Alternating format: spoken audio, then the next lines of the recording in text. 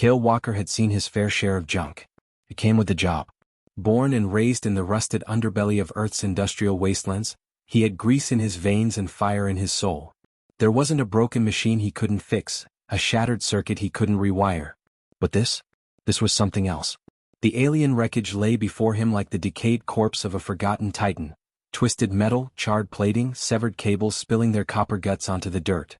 The pile stretched for miles, dumped here by the Zorvax Empire, a race of arrogant conquerors who saw Earth as nothing more than a backwater salvage pit. Cale ran his fingers over a fractured energy core, its surface still warm to the touch. The Zorvax had laughed when they abandoned their old war tech here, muttering in their guttural dialect that primitive humans could do nothing with scraps. Idiots. They had no idea what a human mind, especially a human mechanic's mind, could do with a challenge. His workshop was little more than a rusting warehouse on the outskirts of the new Detroit slums, a relic from an era when Earth still mattered in the galactic scene. Now humanity was a joke. The Galactic Council barely acknowledged them, the major species only coming here when they needed cheap labor or a place to discard their obsolete tech. Well, Cale had a plan. And it started with this pile of alien junk. Forging the future from the ruins of the past. Cale worked tirelessly, scavenging through the debris for anything that could still function. Most of it was standard Zorvax war tech, outdated plasma turrets, shattered drones, and power cells so depleted they barely held a charge. But beneath the ruins he found something far more interesting. A control node. It was small, no bigger than his palm, its surface etched with Zorvax command runes. If he could crack its encryption, he could access whatever was left of the war machine's AI protocols. Days passed. Then weeks. His hands were calloused, his eyes bloodshot from endless hours of coding and welding. His workshop smelled of burnt circuits and machine oil, a stench of progress that filled his lungs like oxygen. And then, finally, it clicked. The control node whirred to life. A soft, alien hum filled the air as his computer screen flooded with data. The code was complex. Layers of intricate security measures designed to prevent enemy forces from repurposing Zorvax tech. Cale grinned. He wasn't the enemy. He was worse. He was a mechanic. The first awakening. His fingers danced across the keyboard, bypassing encryption barriers, rewriting control parameters, and injecting his own command protocols. The first prototype, a palm-sized spider-like machine with plasma cutters for limbs, twitched on his workbench. "Come on, little guy," Cale muttered, flipping the final switch. The tiny machine shuddered. Then it moved. It skittered across the table, its optics flickering as it scanned its surroundings. Cale held his breath. If this worked, if he could replicate the process. The machine turned to him, and for a split second, he saw something remarkable in its glowing eyes. Recognition. It chirped. Cale laughed. "Yeah, I like you too, buddy." He named it Bite. Within days there were 5 of them. Then 20. Then 50. Each one was smaller than a shoebox, agile, fast, and, most importantly, deadly. They were built from scraps, but Cale had given them more than just new programming. He had given them purpose. Bite was the first. But soon there would be an army. And the galaxy had no idea what was coming. The warehouse buzzed with the sound of whirring servos, clicking actuators, and the occasional sparks of welding torches. What had once been a rusting dump of alien refuse was now the birthplace of something extraordinary. Bite and its mechanical siblings moved in perfect harmony, scuttling across the workbenches like an organized army of industrious insects. There were over 100 now, each an improved iteration of the last, built from scavenged Zorvax tech and enhanced with human ingenuity.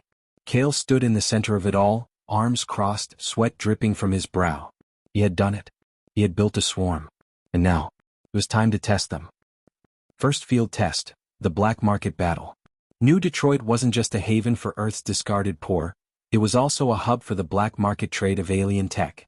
And Cale knew exactly where to go for a trial run.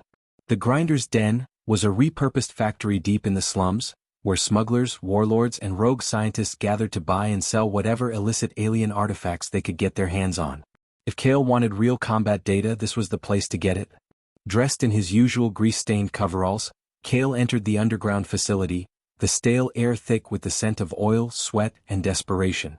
A towering reptilian Threxian smuggler sneered down at him. "You got creds, human? Or are you just here to gawk?" Cale smirked, tapping a small control panel on his wrist. A single mechanical chirp echoed through the room. Then another. Then 100 more. From the shadows, Bite and the rest of the swarm poured in, Tiny metal nightmares skittering across the walls, the ceiling, the floor. The black market's guards barely had time to react before the first drone pounced. With surgical precision, Byte's plasma cutters sliced through an alien's blaster, severing the weapon in half. Another drone tackled a guard to the ground, wrapping its thin, segmented limbs around his neck in a vice grip. The room erupted into chaos. Blaster fire streaked through the air, but the swarm was too fast, too small. They climbed, dodged, overwhelmed. Within minutes, the den was a battlefield of screaming aliens and flashing metal. Kale watched as his creations dismantled an entire gang of intergalactic criminals without suffering a single casualty. He grinned. It works. A target on his back. News of the human mechanic with an army of death machines spread like wildfire. Within days, bounty notices for Kale Walker appeared on the deep space networks. The Zorvax, furious that their discarded war tech was being turned against them, put a price on his head. The intergalactic corporations, recognizing the potential of his swarm, sent offers, some wanting to buy his work, others wanting to steal it. And worst of all, the Galactic Council took notice. Kale wasn't just a back-alley mechanic anymore. He was now a threat. The attack on Kale's workshop. It happened at night, silent, precise, and brutal. Kale was in the middle of upgrading Byte's command subroutines when the walls of his workshop exploded inward. A squad of Zorvax enforcers poured through the breach, heavily armored, armed with plasma rifles, their cold, reptilian eyes scanning for him. But they weren't alone. A towering mechanical brute followed them in, an 8-foot-tall war droid, its metallic frame humming with barely contained energy. Kale barely had time to react before it locked onto him, raising its arm-mounted cannon. Then Byte chirped. And the swarm answered. The war droid's cannon whined, a high-pitched charge filling the ruined workshop. Kale barely had time to throw himself behind a steel workbench before the energy blast vaporized the space where he'd been standing. The Zorvax enforcers advanced with military precision, weapons raised, their slit-pupiled eyes scanning for him through the dust and debris. Byte chirped. And then hell broke loose. The swarm descended from the walls, ceiling, and even beneath the floorboards. Tiny metal bodies launched themselves at the Zorvax enforcers, slicing at joints, burrowing into armor gaps, disabling weapons before they could be fired. A reptilian soldier let out a strangled hiss as 3 drones tackled him, their microplasma cutters slicing effortlessly through his exosuit. Another enforcer barely managed to raise his rifle before a swarm of machines scuttled up his legs, crawling under his helmet, severing the oxygen tubes connected to his battle gear. Kale's pulse pounded. This was working, but that war droid was still standing. Byte versus the war droid. Byte had already calculated the threat level. The war droid was massive, its reinforced plating resistant to plasma and kinetic attacks. Its targeting systems were years ahead of human tech and its AI was ruthless. But it wasn't human. Byte whistled a command and the swarm adjusted their tactics. Instead of full-scale attacks, they switched to harassment, flickering in and out of range, using their agility to confuse its sensors. The war droid turned, tracking them, its massive mechanical fists swiping at the air. It was smart. But it wasn't smart enough. Byte led the charge, sprinting up a fallen steel beam, leaping onto the war droid's back. The bot registered the contact immediately, reaching over its shoulder to grab the intruder. Too late. Byte's pincers snapped open. A single thin wire extended from its frame and plunged into the war droid's exposed maintenance port. Instantly the larger machine spasmed. Its limbs twitched, its cannon arm jerking wildly. Byte overrode its controls. In a single calculated move, it forced the war droid to aim its own weapon at the remaining Zorvax enforcers. A blinding blast erupted from the cannon. The last of the invaders were incinerated. The workshop fell silent except for the hiss of cooling metal. Byte chirped in victory. Kale sat up from behind his cover, coughing through the smoke, staring at the wreckage of what had once been a squad of elite killers. His drones had won. And that meant only one thing. He wasn't a mechanic anymore. He was a warlord. The message from the stars. Kale had barely begun repairing the damage to his shop when his holocom crackled to life.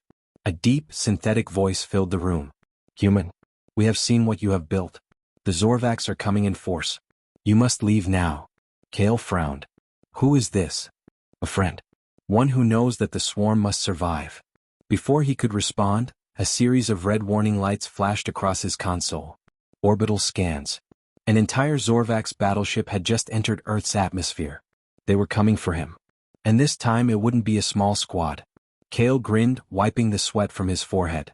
Guess it's time for some field testing. Bite chirped in agreement. And the swarm prepared for war. The sky burned.